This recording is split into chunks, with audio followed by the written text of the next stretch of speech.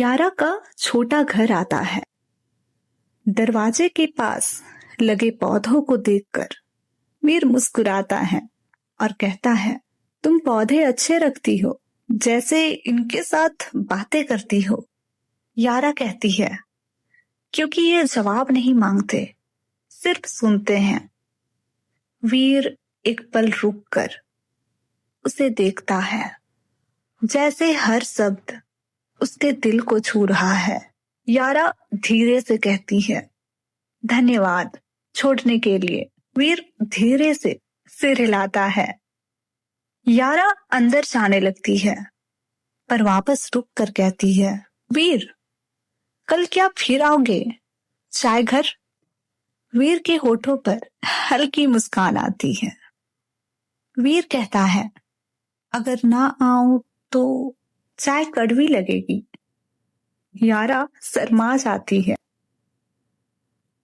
और धीरे से दरवाजा बंद कर लेती है। वीर उसे जाते हुए देखता है और उसकी आंखों में कुछ चमकता है, कुछ जिसे वो छुपाने की कोशिश कर रहा है। वीर अकेला कार में बैठा है, मोबाइल निकालता है, एक नंबर डायल करता है और कहता है, समीर सुनो। यारा ने जिस आदमी का नाम लिया वो वही है, करण। समीर की आवाज घबराई हुई है। मतलब काव्या केस वाला करण? वीर आंखें बंद कर लेता है और कहता है, हाँ वही। एक पल रुकता है और स्वर और गहरा हो जाता है और अब वो करण यारा को देख रहा है। मुझे किसी भी हाल में इस लड़की को बचाना है। ये वो वीर है जिसे यारा नहीं जानती, जिसकी दुनिया बहुत अंधेरी है, जिसके पास कुछ रहस्य है। कार की लाइट बंद हो जाती है। अगली सुबह मास्टर जी चाय बना रहे हैं। यारा फूल सजाते सजाते मुस्कुरा रही है।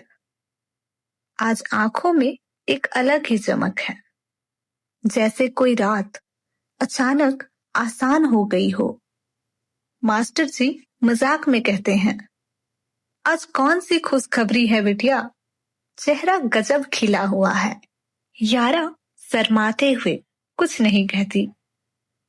तभी दरवाजा खुलता है और वीर अंदर आता है।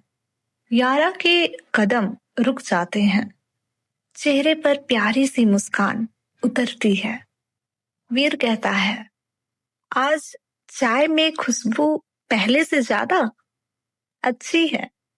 यारा हंसते हुए कहती है, आज पानी साफ है, बस इसलिए। वीर कहता है, या शायद आज आप खुश हैं। यारा उसे घूरती है और कहती है, और आपको कैसे पता? वीर मुस्कुराता है और कहता है, क्योंकि खुश लोगों की आवाज थोड़ी हल्की हो जाती है। यारा की सांस एक पल के लिए रुक जाती है। वीर चाय पीते पीते पूछता है, यारा अगर तुम्हारी दादी वापस आ जाए तो तुम उनसे पहला सवाल क्या पूछोगी? यारा गहरी सांस लेती है और कहती है, पूछूंगी क्या वो खुश थी? कहीं उन्हें मेरी वजह से कुछ सहना तो नहीं पड़ा? इतना कहते ही यारा की आंखें भर आती है।